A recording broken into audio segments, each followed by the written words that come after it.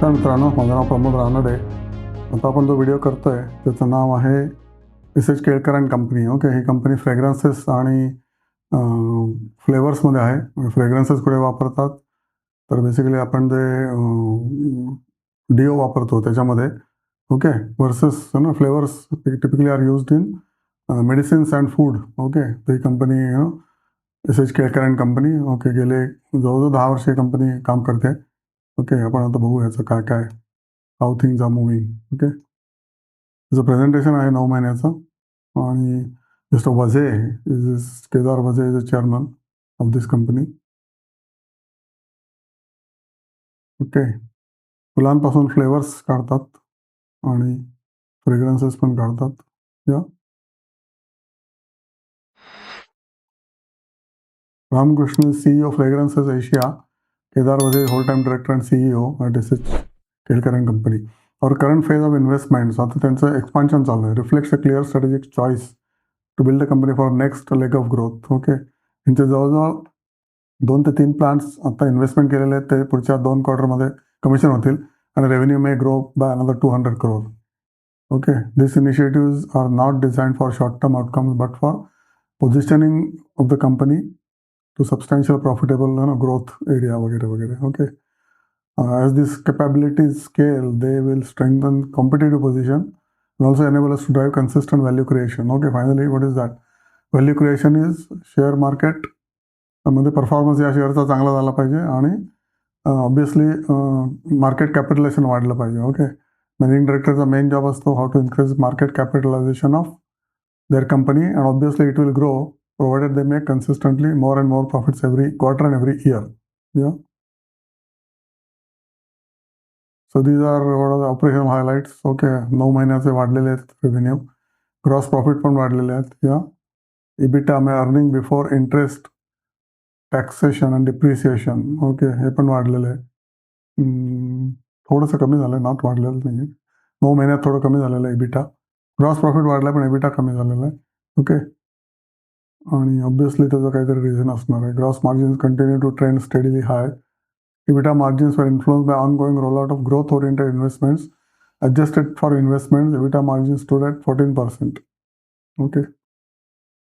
Revenue performance business segments मध्ये fragrances मध्ये maximum आहे यांचा, फ्लेवर्स मध्ये 40% आहे. Okay, this is about business segment. Okay, and this is about the market segment.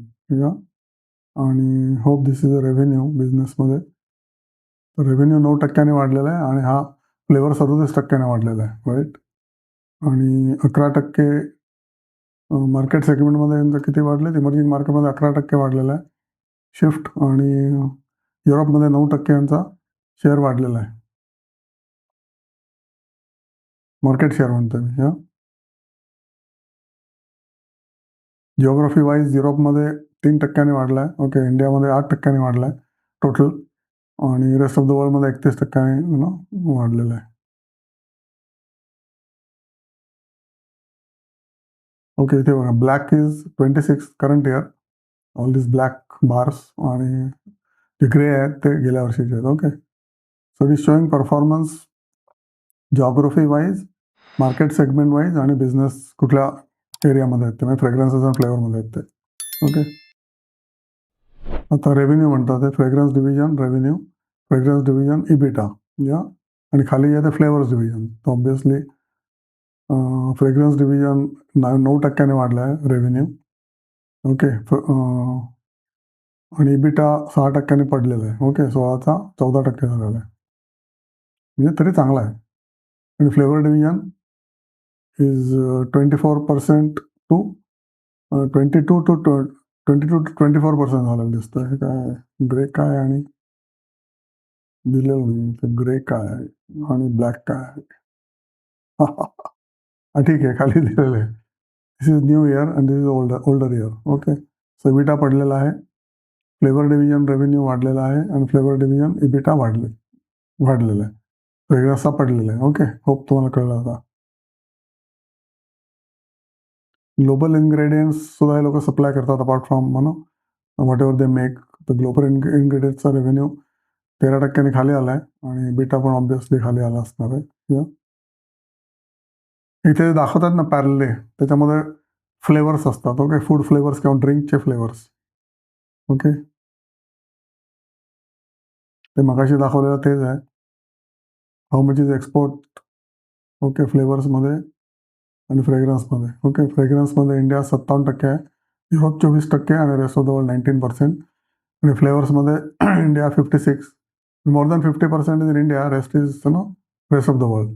50-50% म्हणजे जो डॉलर वाढला 91, 92, 93 झाला तर त्यांना एक्सपोर्टमधून तेवढे जास्त पैसे मिळतील आणि जर कमी झाला तर ऑब्व्हियसली कमी मिळतील. जर डॉलर परत 87 आला, this is Kelkar will lesser profits from exports. Hope तुम्हाला कळतंय. त्यामुळे तुम्ही जी कंपनी घेता ना त्याचं एक्सपोर्ट्स आहे का ते पहिले विचारायला पाहिजे. आणि जसा डॉलर स्ट्रेंथन होतोय आणि इंडियन रुपये वीक होतोय तसं सगळ्याच एक्सपोर्ट कंपन्यांना इन्क्लुडिंग आय टी कंपन्यांना बसल्या बसल्या फायदा होतो, राईट. त्याच्यापैकीच एस एच केळकरला 50% प्रॉफिटेबिलिटी त्यांची बसल्या बसल्या वाढते आणि ते इंटरनॅशनली कॉम्पिटेटिव्ह होतात. ओके, सेल्ससाठी सुद्धा.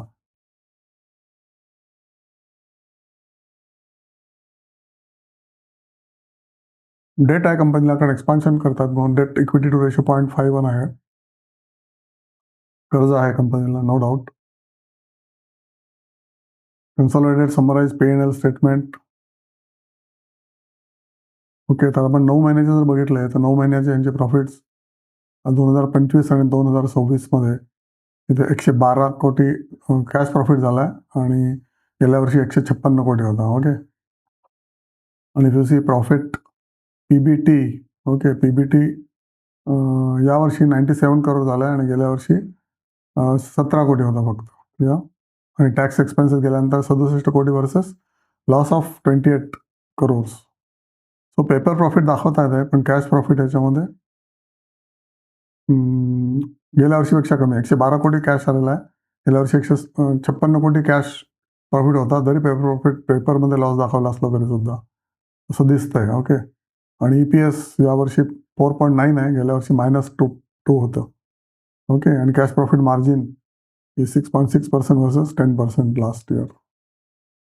ओके, एस एच केळकर काय करते? Largest Indian origin fragrance flavour company. It has long-standing reputation of fragrance industry, developed over 100 years of experience. Its fragrance products and ingredients are used as raw material in personal wash, fabric care, skin, hair care, वगैरे वगैरे.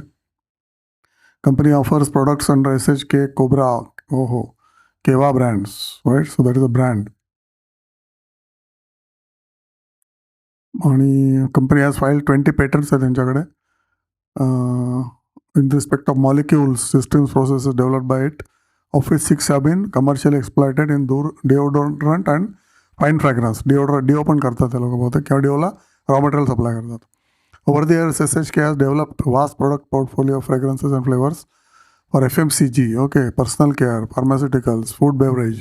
हे सगळ्यांचे customers आहेत. Company has a diverse and large client base including international आणि national clients, FMCG companies आणि blenders. May be हे ड्रिंक्समध्ये सगळ्या टाईपच्या ड्रिंक्समध्ये पण हे लोक त्यांचे प्रोडक्ट देत असतील. तर ही कंपनी मला अट्रॅक्टिव्ह वाटते. काय अट्रॅक्टिव्ह वाटते? कारण एंट्री पॉईंट राईट आहे म्हणून. ओके, आता यांचा ROE 60% एवढं काही जास्त नाही आहे. ROC इज प्रेटी ओके, 10% म्हणजे. आणि कपॅसिटी याच्यामध्ये एक्सपान्शन झाल्यानंतर ही capacity will be may be 12%. नंतर PE 24 आहे, रिजनेबल आहे. बुक व्हॅल्यू 96 आहे आणि आता current market price may be around 165 किंवा what ever it is. Educational channel आहे आणि हा बेसिकली फेस व्हॅल्यू 10 आहे. ओके, फेस व्हॅल्यू 10 असल्यामुळे हा शेअरचा तुम्हाला स्प्लिट होऊ शकतो. हे तुम्हाला मी सांगण्यासाठी हा व्हिडिओ करतो की स्प्लिट झाला त्याची तुम्हाला ताबडतोब फायदा मिळू शकतो. आणि आत्ता बघा की पीकवरनं 264 दोनदा पीक केलं आणि गेल्या वर्षी आणि आत्तासुद्धा पीक केलं. सप्टेंबर 25ला सुद्धा पीक केलं त्यांनी, नॉट ओन्ली 24. ओके, जुलै आणि सप्टेंबर जस्ट 8 months बॅक दे पीक्ड आउट आणि त्याच्या आधी पण पीक होतंच होतं. हे 2024चं पीक आहे, दॅट वॉज 327 आणि आता हा डबल बॉटम झालेला आहे या. तर बघा, तुम्हाला टेक्निकल एक्सपर्टला विचारा डबल बॉटम म्हणजे काय, आता घ्यायला पाहिजे का नको वगैरे, आणि ते करूनच तुम्ही ह्याच्यामध्ये उडी घ्या. आणि over a period of let's say 21, आता ही कंपनी कधीपासून सुरू झाली तर मे बी 17ला पण ही कंपनी, 16ला पण होती, त्याच्या आधी पण होती का. ओके, तर ही कंपनी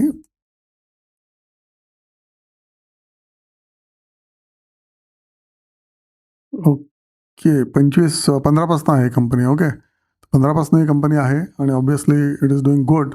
हे बॉटम झाले, त्याचे 53 कोविडला आला होता. त्यानंतर हा चार्ट तुम्हाला मुद्दाम दाखवतो कारण तुम्हाला टेक्निकल काय असतं ते कळायला पाहिजे म्हणून. ओके, नंतर परत 99 आला. त्यामुळे तुम्हाला सारखी अपॉर्च्युनिटीज चांगला शेअर देत असतो. ओके, त्याच्यापैकी हा एस एच केळकर ही कंपनी आहे की ज्याच्यामध्ये आत्ता परत एक अपॉर्च्युनिटी आली का नाही ते तुम्ही चेक करा. ओके, त्याप्रमाणे तुम्ही ठरवा काय करायचं ते आणि श्रीमंत होऊ शकता तुम्ही. ओके, थोडी जर रिस्क घेतली, धैर्य दाखवलं ना तर तुम्ही श्रीमंत. आता बघा 165 वरून अजून लोअर टॉप बनवला. 142 पण येऊन गेला आत्ताच जानेवारीमध्ये. आता परत maybe it will again come to 142. पण आता या एक्झॅक्ट बॉटम कोणाला कळलेलं नाही. त्यामुळे या क्षेत्रात तुम्ही घेतलात त्या कुठल्या तरी क्षेत्रामध्ये ना त्या क्षेत्रामध्ये तुम्ही ओके 50% इथे विकायचे आणि 50% इथे विकायचे. नंतर परत तो पडतोच पडतो. ओके, प्रत्येक शेअरला सायकल असते. फेस व्हॅल्यू 10 आहे त्याच्यामुळे you can afford to take it. Okay, आणि त्याचे रेशोज बघितले तर बघा कसे आहेत ते. डेटर्स, नंतर इन्व्हेंटरी डेज पेएबल हे तुम्हाला कळत असेल तर बघा. ओके, नाहीतर मग यांचे ratios cash from operating activity, cash from investing activity, financing activity आणि मग net cash flow. Okay, net cash flow यांचा यावेळेला पॉझिटिव्ह आला +46 crores. ओके, डिव्हिडंड देते का कंपनी? तर थोडं डिव्हिडंड देते. ओके, 7-8% गेल्या वेळेला 25% दिलं होतं, आत्ता 19% दिलं आहे. गार्डेड डिव्हिडंड देते पण देते. ओके, गेल्या काही वर्षाचं म्हणजे 10 वर्षाचा रेकॉर्ड आहे. It is decent record. फक्त 1 वर्ष दिलं नाही आणि इथे खूप कमी दिलं, इथे पण कमी दिलं. सो फ्लिप-फ्लॉप डिव्हिडंड आहे, पण ऑब्व्हियसली कॅश प्रॉफिट मिळवतात हे लोकं. त्यामुळे ह्याच्याकडे बघायला हरकत नाही. सेल्स वाढतात आहेत. ओके, 385 कोटीवरनं 3 वर्षामध्ये जवळजवळ 534 कोटी झालेले आहेत. ओके, आणि हा त्याचा ग्राफ आणि इयरली जर बघितले, इयरली रेव्हेन्यू बघितलं तर 700 ते 2200 म्हणजे तिप्पट झालेलं आहे. 10 वर्षामध्ये तिप्पट. म्हणजे CAGR ह्याचा उत्तम आहे, मोर दॅन 20%. ओके, 10 वर्षामध्ये तिप्पट म्हणजे CAGR डेफिनेटली दुप्पटपेक्षा 2% दुप्पट म्हणजे किती? 5 वर्षामध्ये 15% राईट.